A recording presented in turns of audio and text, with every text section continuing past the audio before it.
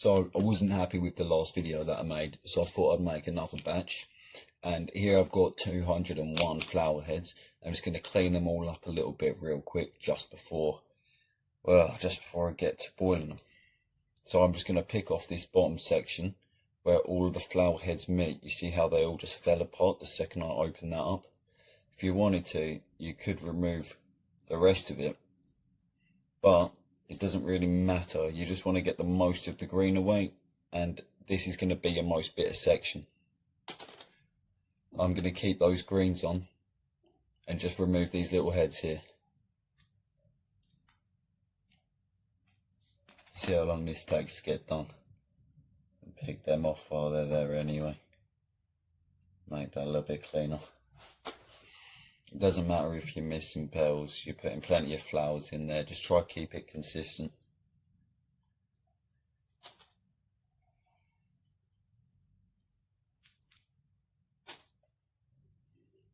I feel like I'm doing it the wrong way around if I'm throwing left. Go on.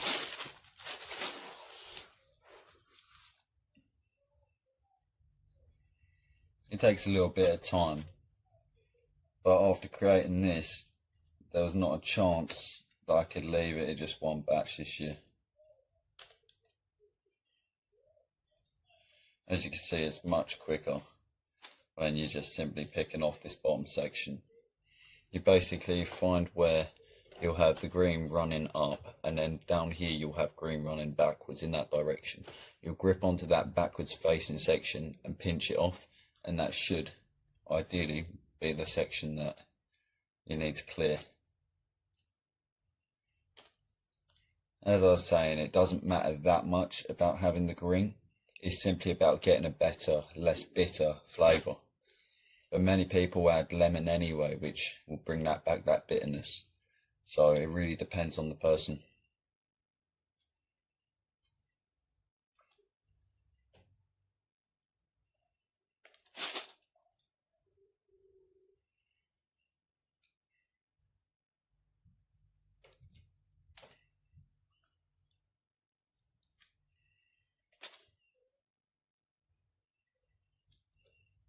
It's a whole lot of flowers to pick through, I can tell you that much. And I forgot to wash them, so let's go get that done real quick.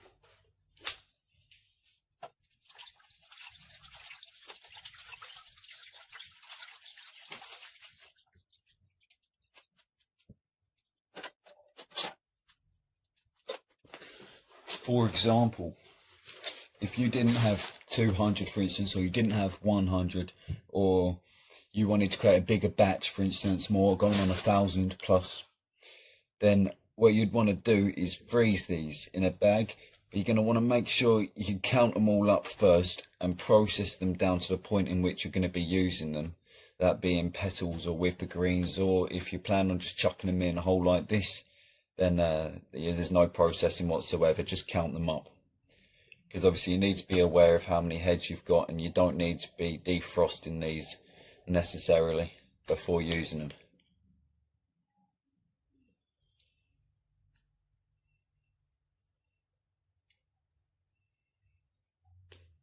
Now that these are washed, their heads close up a little bit more. Makes it much easier to find where you've got a pinch.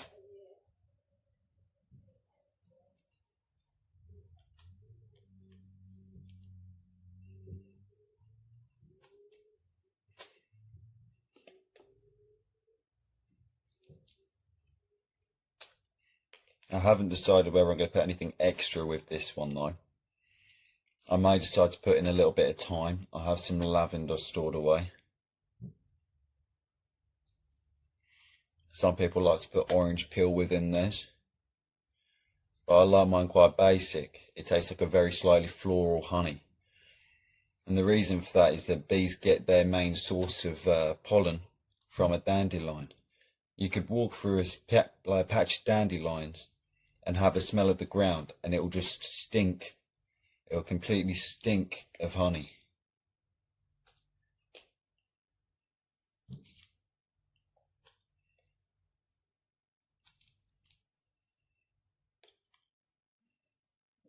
My last video was more of a formal video, being a very explanational about everything that happened and it being a voiceover.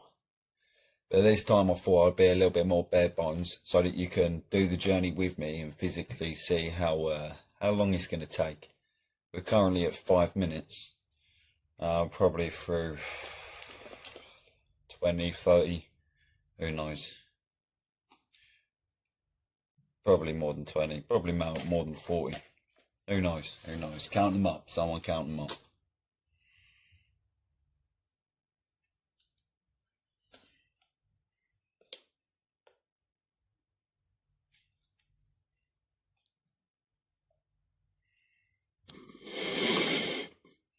Just get you sideways a bit.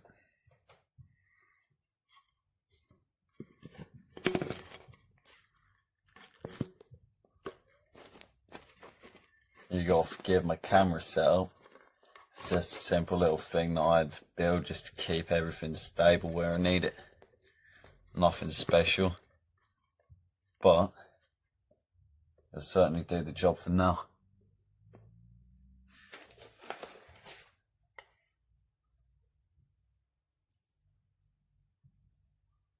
Should get you up a little bit higher so you can actually see what I'm doing. Whoa, that's lopsided.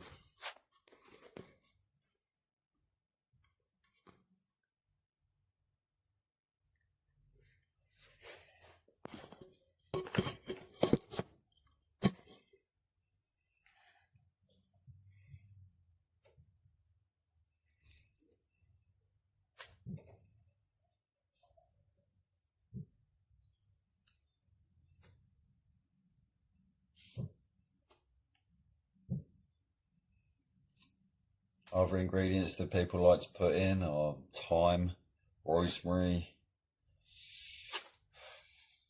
It's pretty universal. Many different herbs will go with it. Obviously you're looking for complementary flavours, something that's nice and sweet. But some people also like that hot flavour, that nice hot honey. You could put in a little bit of chili flakes with it. Maybe even a little bit of cinnamon. Cinnamon sticks is good inside of it. And obviously anything that you're putting in with it, as I'm saying, is going to be in during the boiling process at this first stage here. And then you're going to leave that to seep with it overnight with the rest of the petals inside of the liquid. Obviously the reason for doing that is to get the most out of your petals. You want to get all of the flavours that you can. If not, well, you're not doing what you should be, are you, eh?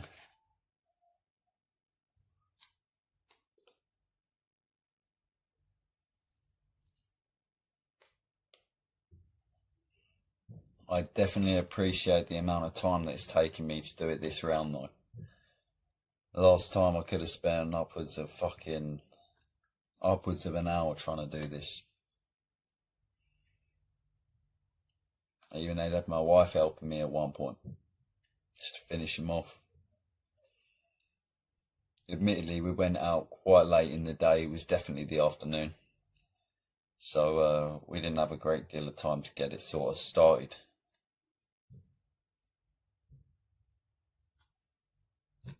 Obviously, I've been anticipating this for a while now. It's been bugging me for months. Then I did the video, my last video, and I just wasn't satisfied with it. I just couldn't call it a day on that video. It was very formal, don't get me wrong, but there was not much of a video towards it.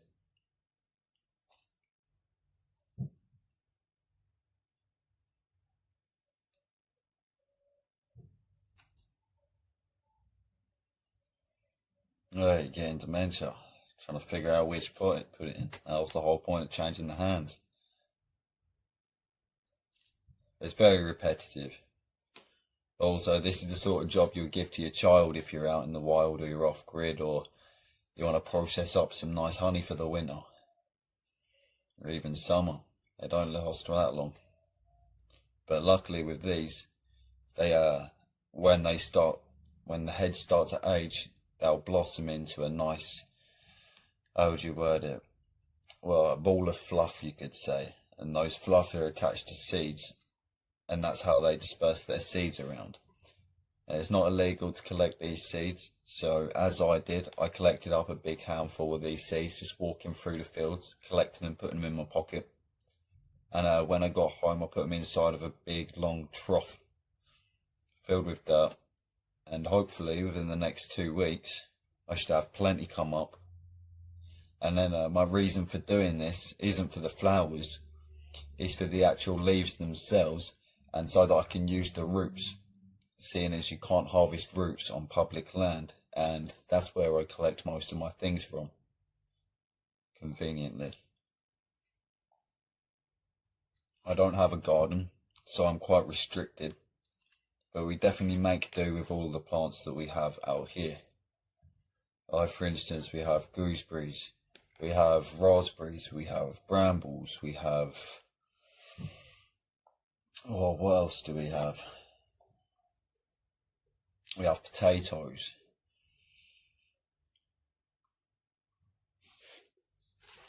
We have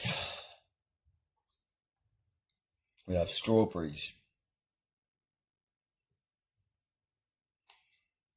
We got a lot more than that. We got onions. We got me going brain dead, obviously, when I need to speak about it. We have a grapevine.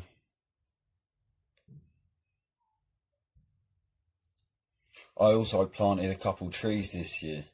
I collected up a handful of pine cones and I dried them on the top on the front window.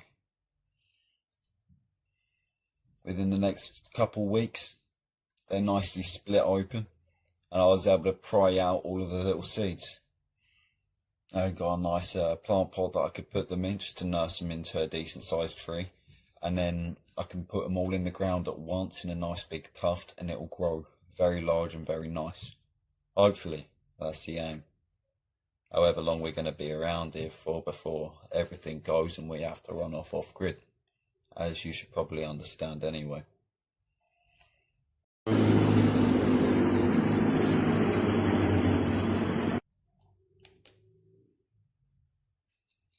But they're getting rather large. They're a good 4 inches tall now. I have more than 10 of them.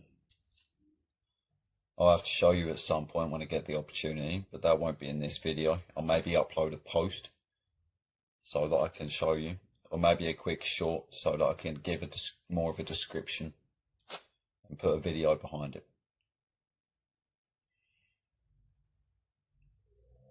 Conveniently, I got them from the same trees that I often go collecting my pine resin from.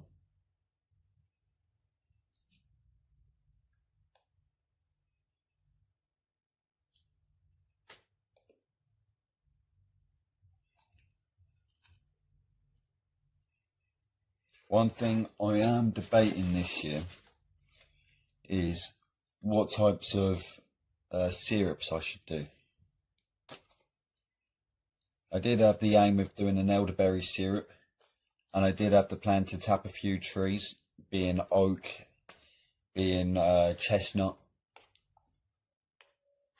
obviously maple, and what was the last one? It was going to be a birch tree. But I don't quite know whether I'm going to get around to doing all of that this year, and I might even prefer to do a rosehip syrup instead, along with probably the elderberries. I have a lot of plans for videos this year, so it's going to be a very packed year for it. But luckily, spring has started nice and early. Everything's growing very strong. I look forward to all the opportunities coming. I'm going to be using plenty of acorns this year. I'll be showing you how to leach the tannins out and then using those tannins for dyes. You can very much use it for dyeing rope once you've made clothing, or before you've made clothing. It's probably going to be more convenient. You can use it as a way to tan, conveniently named tannins. You can use them for tanning your your hides, your rabbit hide, your deer hide. And it's also its own preservative. So if you collect up, let's say 5,000 acorns, right, and you process them all down, you leach them all out, you grind them all up into a powder, you've dried them, then what you'll find is they'll all likely go mouldy pretty fast. Your main aim when doing that is to preserve them, obviously. So what you'd want to do, for instance, if you're storing in clay jars, is you'll want to store them whole. You'll want to dry them within their shells and then store them whole. You can de-shell them at that point and put them inside your clay pots, obviously. But the tannins within them will obviously help them to preserve. So when you need them, maybe do a batch once a week.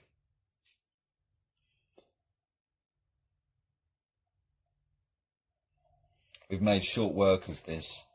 I know it's been 15 minutes, but when you're talking, it moves. And the time's always ticking.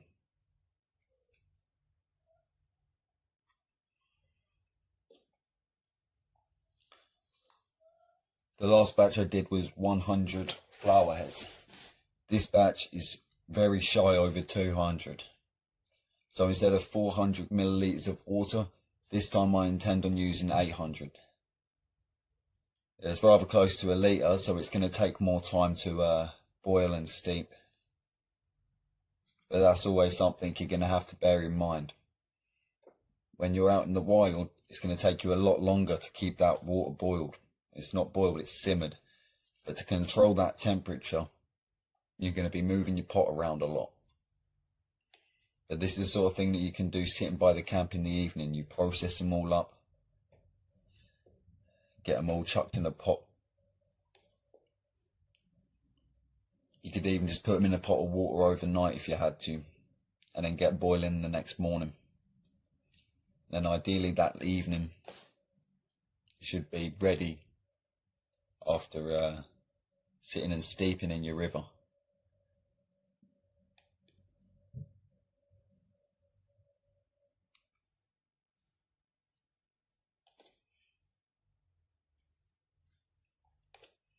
As you can see, I'm not paying too much attention to how much I'm removing. I'm just trying to get off the large general bump at the top. You can see how it's very flat at this point. You can see how it's very hairy, very bristly. That's all your flower ends. There you go. Realistically, I'm doing this by myself, and it's taken me 18 minutes to get 200 flower heads done. This is about the most intensive part of it right this second for me, as I'm in a house. I have the convenience of a stove with relatively good temperature control. I had to buy a new one the other week, so this one actually works properly.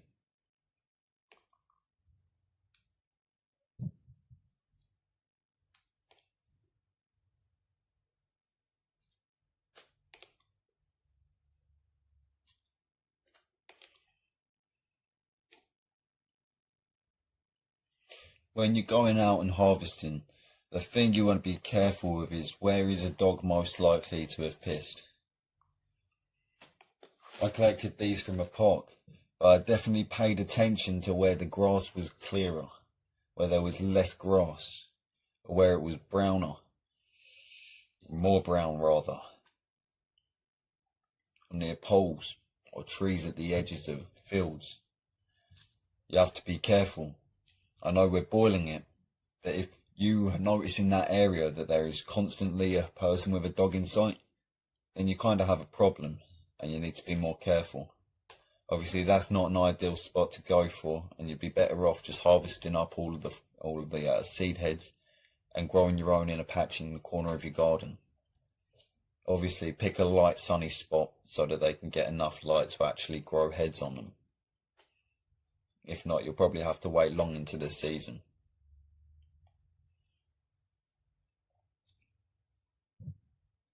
But conveniently, they're one of the most abundant weeds around. So when the sun's out, these got to start going wild. and with that brings a lot of opportunity.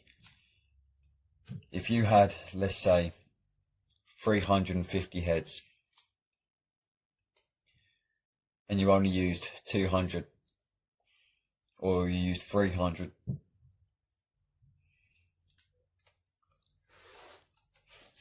you could simply use them leftover heads, just keep them as is, and just drop them into a bottle of vodka. Obviously, probably better off putting them in a mason jar first. Needless to say, really. Or a bottle of gin. You'll get a lovely honey flavour out of it. You can mix it into a mead if you plan on making your own alcohol with it. And that will be a very nice honey flavour if you plan on using sugar, a granulated sugar, rather than honey as your sugar agent.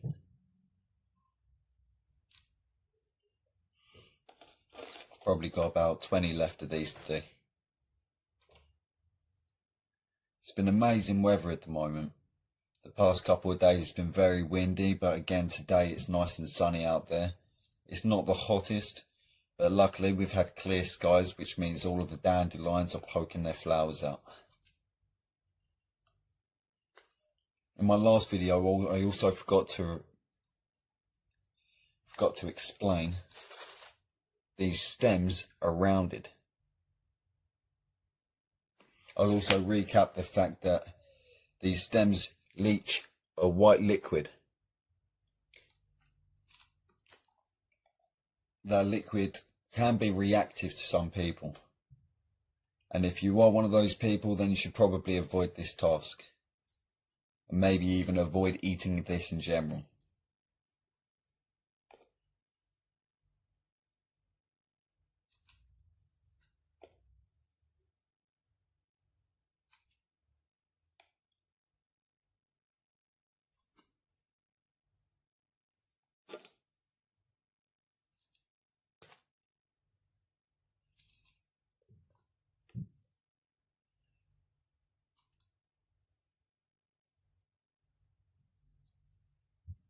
Oh, I have mango growing.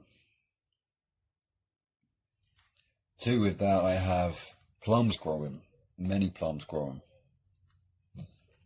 There's a park local to me that is completely lined with hundreds of trees, multiple different types, and by multiple different types I mean multiple different types of plum.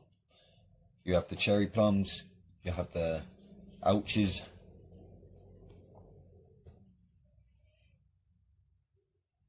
and you have the sloes. The sloe is the original plum. It's rather uncomfortable to eat, but you can make really nice gin from it. I made one myself, but this was obviously last year when I wasn't recording any videos.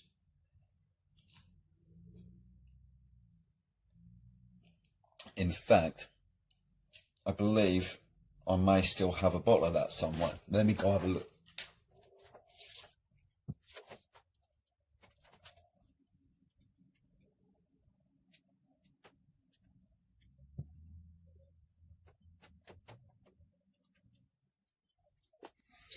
Here we are. This lovely pink purpley gin here was made with elderberry, sloe berries, plums, ouches, whatever they're called.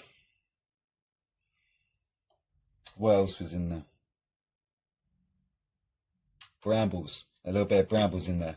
Talked about brambles. I also made my bramble wine. Unfortunately, that started to oxidize, which is a probability. There's a possibility. But it's the thing that it was left in storage for a little while. Whereas if you wanted to drink that fresh, which is when you should, then I wouldn't make it in too big of a batch unless you have antioxidants in there. And obviously you want to put them in when you're bottling. Let's do a quick update here. Then we'll move on to the next stage.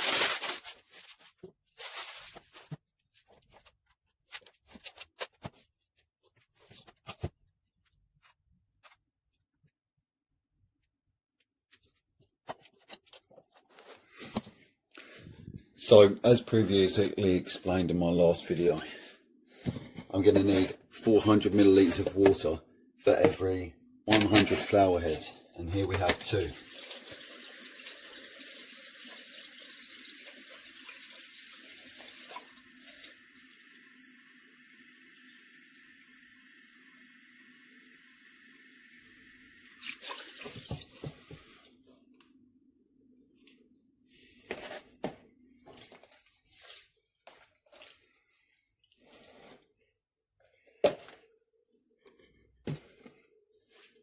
I don't have a saucepan big enough. Let's have a little look. This is too big. Well, I'm already using this one, so I may as well get that used anyway.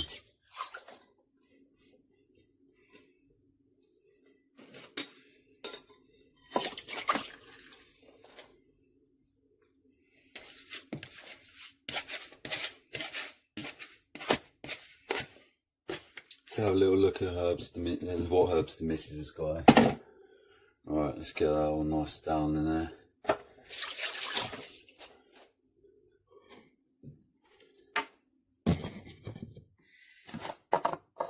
Coriander, chives, parsley,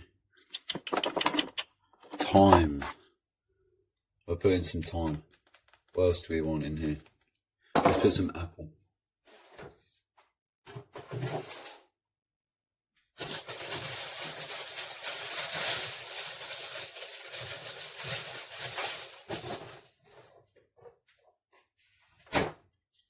That is a nice looking piece of fruit.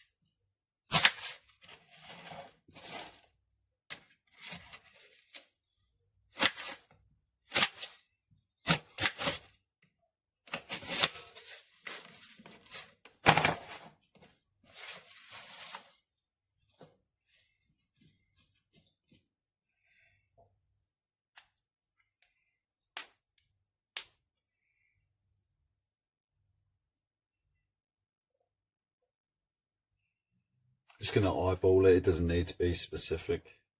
There's probably about a tablespoon in there, maybe a teaspoon actually.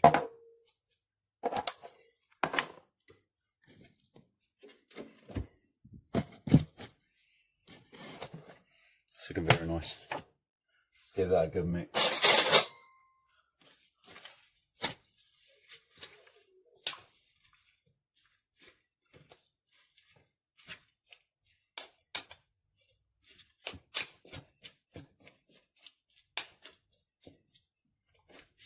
Alright, now what we're going to do is we're going to go chuck that on the boil for about half an hour. What we're going to start by doing is getting it up to a rolling boil, and then at that point we can lower it down so that it's simmering.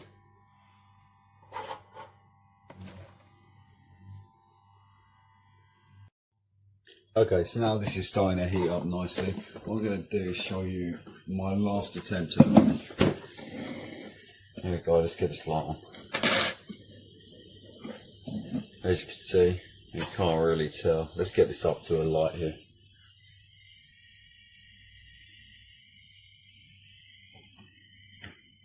That is a beautiful golden honey.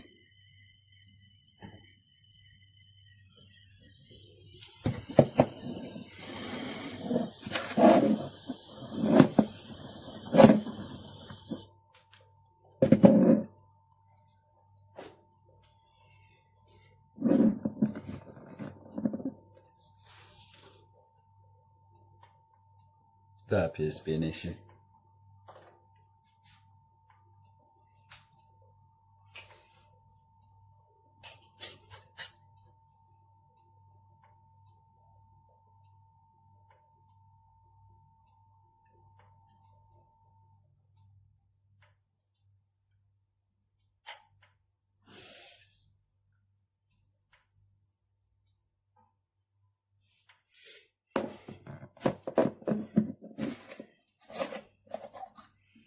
What a mission. Let's have the first little scoop on this.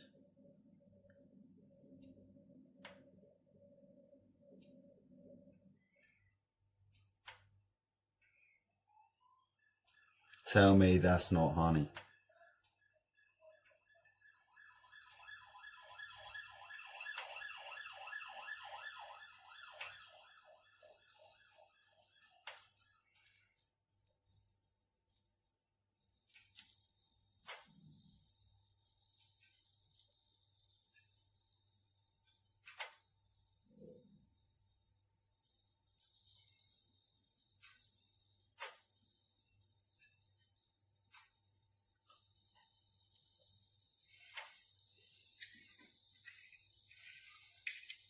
My one has very slightly started to crystallise at the bottom, but I shouldn't continue for too long.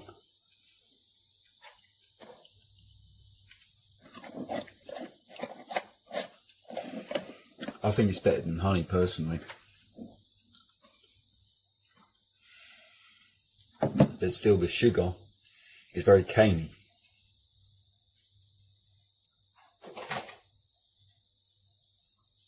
And it's slightly dry, but it's a nice little addition.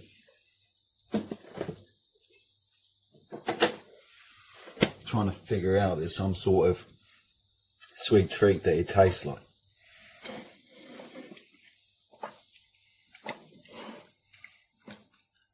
I think I might be thinking of a honey cereal, you know.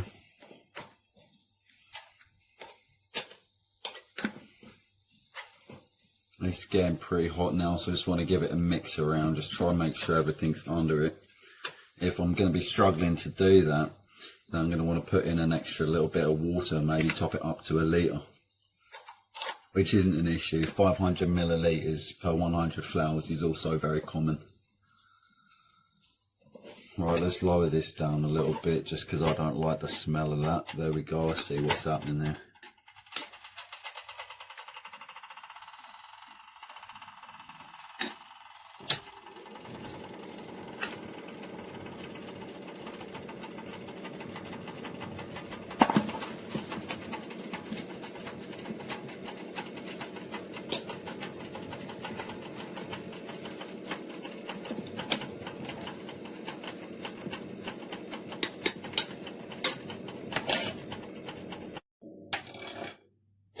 Okay, so at this point it's just about to start boiling, so I want to mention the fact that all we're doing here is making a tea, at this stage anyway. This is going to be mixed with sugar to make a jam or a syrup type liquid. Obviously it is a syrup, it's not a jam, but the process is the same.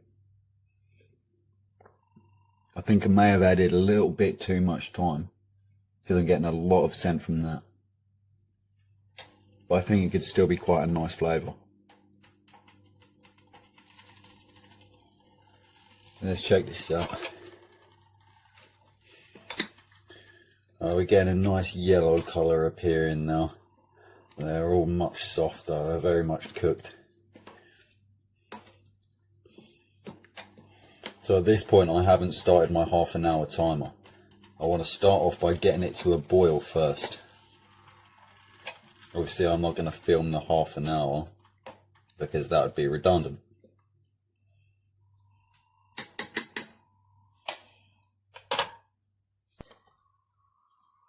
Looks more like a curry than anything else, or a stir fry.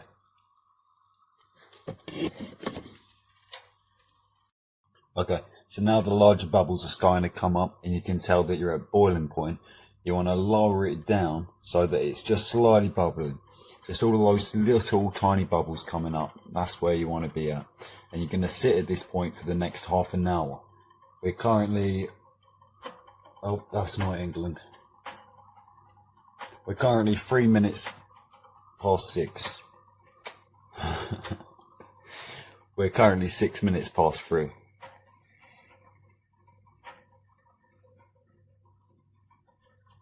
Perfect.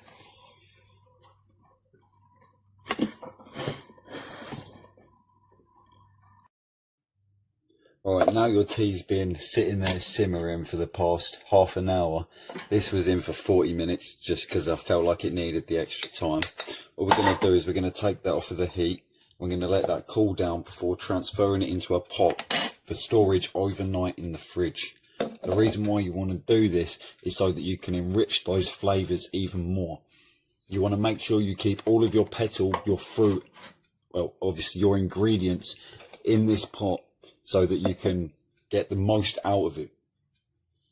You can do this for a minimum of 6 hours. That's more necessary. Or you can do it overnight to get the purest flavours possible.